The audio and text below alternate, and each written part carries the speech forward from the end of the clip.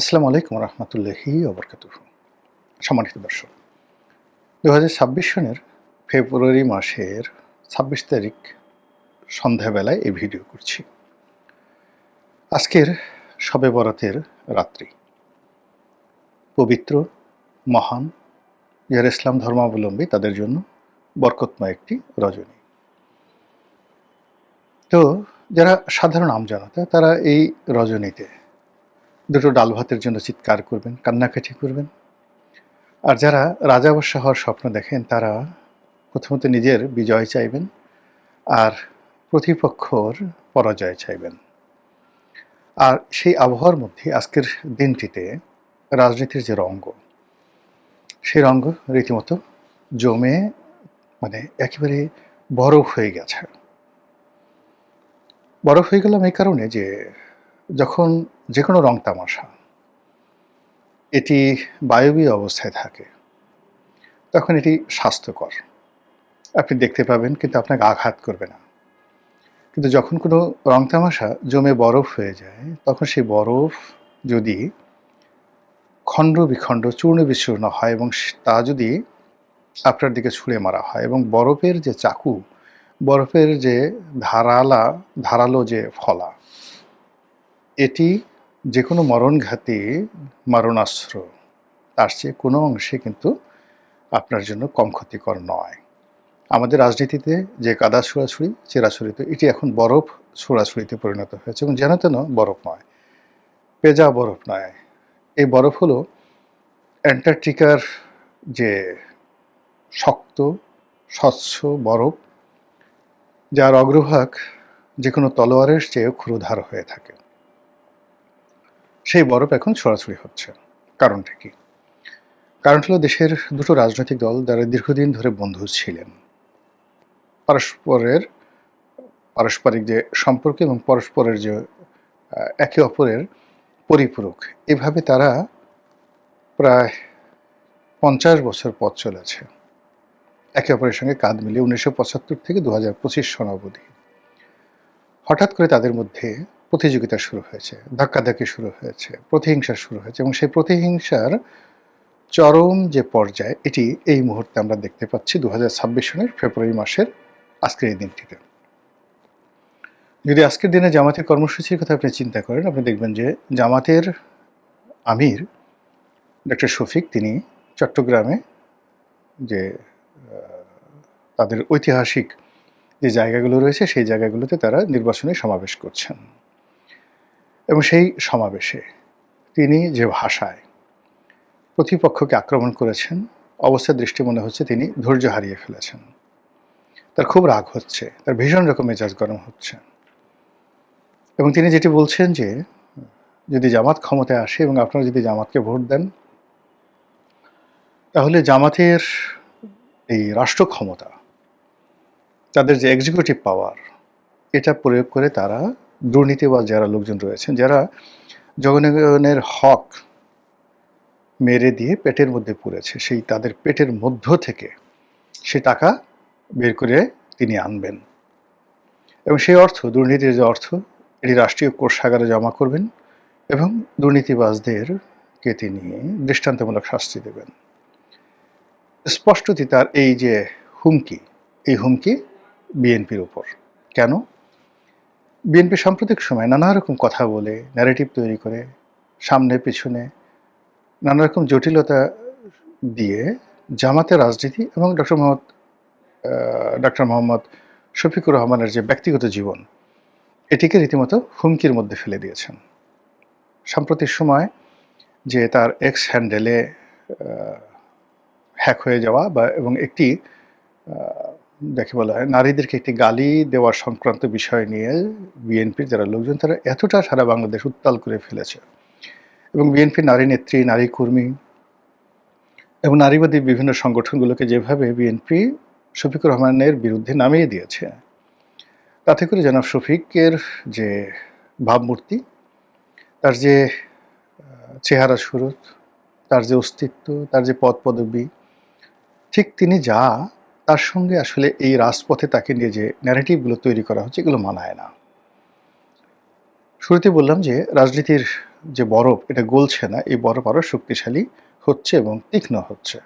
তার প্রমাণ জামাতের আমির যখন গেছেন চট্টগ্রামে, সেখানে একটি মানে উলফ যেটিকে বলা হয় নেকড়ে, বরফ মেরু অঞ্চলের নেকড়ে। নেকড়ের অনেকগুলো বৈশিষ্ট্য আছে। সেই মেরু অঞ্চলের নেকড়ে, পিছনে বরফ আচ্ছাদিত মেরু অঞ্চল এবং তার মধ্যে সফেদ সাদা পোশাক এবং শ্বেতশুভ্র দাড়ি সম্বলিত জামাতের আমির যেভাবে দাঁড়িয়ে আছেন, এর মাধ্যমে তিনি কি ইঙ্গিত দিতে চাচ্ছেন বিএনপির জন্য, প্রতিপক্ষের জন্য, দেশবাসীর জন্য, এটি নিয়ে আরেক দফা আলোচনা করব। এবার একটু বিএনপিকে নিয়ে কিছু বলা যাক এবং বিএনপির রাজনৈতিক ময়দান থেকে ঘুরে আসি।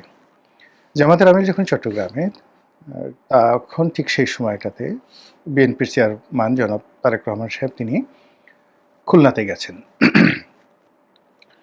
খুলনার ওই অঞ্চলে রাজনৈতিক বিরোধ বহুকালের, বিএনপি রাজনৈতিক বিরোধ বহুকালের, এবং ওখানে মূলত শহরের রাজনীতি মানে পৌরসভার রাজনীতি বা সিটি কর্পোরেশনের রাজনীতি, ওটি জনাব মুজিবুর রহমান, ওটি জনাব নজরুল ইসলাম মঞ্জু, আমরা মঞ্জু হিসেবে জানি, উনি নামটা হয়তো ভুল হতে পারে, আপনি মাফ করে দেবেন, ওনার ডাকনাম মঞ্জু, আমাদের বন্ধু মঞ্জু ভাই। 2009 সনে তার সঙ্গে আমার কাজ করার সুযোগ হয়েছিল। তিনি আমার একই সংসদীয় কমিটির সতীর্থ ছিলেন যোগাযোগ মন্ত্রণালয়ের। তো সেই সুবাদে ব্যক্তিগতভাবে তিনি এবং তার পরিবারের সঙ্গে অসাধারণ একটি সম্পর্ক ছিল এবং আমরা দীর্ঘ সময় চায়নাতে একত্রে ভ্রমণ করেছি। তো তিনি আপাদমস্তক পায়ের নখ থেকে মাথা পর্যন্ত একজন জাতীয়তাবাদী আদর্শের সৈনিক এবং তার এলাকাতে যথেষ্ট জনপ্রিয়। তো 2009 থেকে আজ অবধি তিনি বারবারই দলের যারা শীর্ষ নেতৃবৃন্দ তাদের রোষানলে ছিলেন। আরও স্পষ্ট করে ভাবে বলতে গেলে বলা হয় যে তিনি জনাব তারেক রহমান সাহেবের রোষানলে ছিলেন। এখন পুরো খুলনা বিভাগের রাজনীতি যিনি ধারণ করেন, যার জনপ্রিয়তা কিংবদন্তি, যে কোনোভাবে তিনি পাশ করে আসার ক্ষমতা রাখেন, সাংগঠনিক ক্ষমতা যার হাতে, তিনি তারেক রহমান সাহেবের রোষানলে ছিলেন এবং এখন পর্যন্ত আছেন। তিনি যদিও মনোনয়ন পেয়েছেন, কিন্তু তিনি তারেক রহমান সাহেবের প্রিয় পাত্র নন। দ্বিতীয়ত, তারেক রহমান সাহেবের যিনি প্রিয় পাত্র মিস্টার বকুল, ছাত্র বিষয়ক সম্পাদক, তো তিনি আবার মঞ্জু সাহেবের মতো অতটা জনপ্রিয় নন।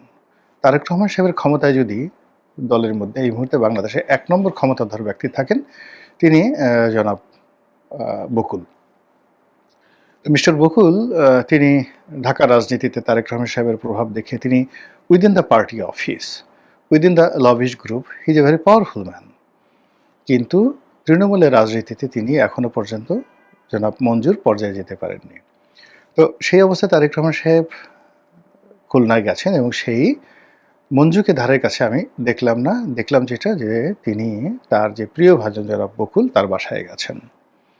সেখানে তিনি আহার সেরেছেন এবং সেই ছবি আমরা ইন্টারনেটে দেখতে পেলাম। কাজেই জাতীয়তাবাদী রাজনীতির যে বিরোধ, সেই বিরোধের পাদপীঠে বসে জনাব তারেক রহমান সাহেব তার পিতার মতো বিরোধ নিষ্পত্তি না করে বরং পুরনো বিরোধকে তিনি আরও উস্কে দিলেন। তো সে অবস্থায় খুলনার যে রাজনীতি, সেই রাজনীতিতে বিএনপি সম্ভবত ভালো করতে পারবে না। বরং এখানে অনেকগুলো জায়গা, খুলনা বিভাগের অনেকগুলো জায়গাতে জামাতের প্রাধান্য রয়েছে। এমনকি খুলনা যে জেলা, বিভাগ নয়, জেলার যে সংসদীয় আসন, বেশ কয়েকটি সংসদীয় আসনে তার যাকে বলা হয় জামাতের বেশ গুরুত্বপূর্ণ একটা অংশীদারিত্ব রয়েছে, শক্তিমত্তা রয়েছে। তো সেখানে তারেক রহমান সাহেব গেছেন। তো এটার রাজনৈতিক গুরুত্ব ভবিষ্যতে বোঝা যাবে। কিন্তু আমরা সেই খুলনা থেকে এসে যদি এখন সারা দেশে দেখি, সেটি হলো বিএনপি যারা নেতাকর্মী রয়েছে তারা জামাতকে ঠাট্টা মশকরা টিটকারি করার চেষ্টা করছেন এবং এগুলোই যাকে বলা হয় সাইবার বুলিং, সেই সাইবার বুলিংয়ের মাধ্যমে এগুলো হচ্ছে। জামাত জান্নাতে টিকিট বিক্রি করছে। জামাত যদি ক্ষমতায় আসে তাহলে আসলে বাংলাদেশ কেমন জান্নাত হবে এটি বলা মুশকিল। তবে যারা পুরুষ রয়েছেন তারা 4টি করে বিয়ে করার সুযোগ পাবেন। এগুলো নিয়ে আসলে বিএনপির যারা লোকজন রয়েছেন তারা ঠাট্টা মশকরা করছেন। অন্যদিকে যারা বিএনপির নারী, তারা বলার চেষ্টা করছেন যে পুরুষ যদি 4টা বিয়ে করেন পৃথিবীতে, তাহলে আমাদের দশা কী হবে? আমাদের জন্য কি জামাত কিছুই করবে না? এবং এগুলো যারা অনেক নারী কর্মী আছেন জামাতের, ফেসবুক, টুইটার, ইউটিউব, সোশ্যাল মিডিয়াতে ইতিমধ্যে যারা বেশ জনপ্রিয় হয়ে গেছেন টিটকারি করার জন্য, এরকম অনেক নারী কর্মী তারা জামাতের বড় বড় নেতাকে উপলক্ষ করে নানা রকম ঠাট্টা মশকরা টিটকারি তারা চালিয়ে যাচ্ছেন।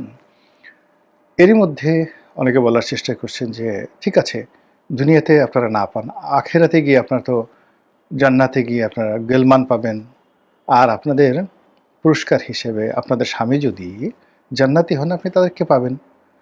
এখন অনেক মেয়ে বলার চেষ্টা করছেন এটা কী ধরনের কথা, দুনিয়াতেও সেই ফতার বাবার সঙ্গে আমরা ঘর করলাম যার যন্ত্রণায় আমরা অতিষ্ঠ, আর সে জান্নাতে গিয়ে যদি সেই একই ফতার বাপকে পাই তাহলে এটা আর নতুন কি হলো। এখন এগুলো নিয়ে ঠাট্টা মশকরা টিটকারি কিন্তু চলছে। এই টিটকারির মধ্যে নির্বাচনের দিন যত ঘনিয়ে আসছে তত মাঠের পরিস্থিতি উত্তপ্ত হচ্ছে, আর রাজনীতির যে সম্পর্ক সেই সম্পর্কটা ক্রমশ বরফে জমাটবদ্ধ হচ্ছে।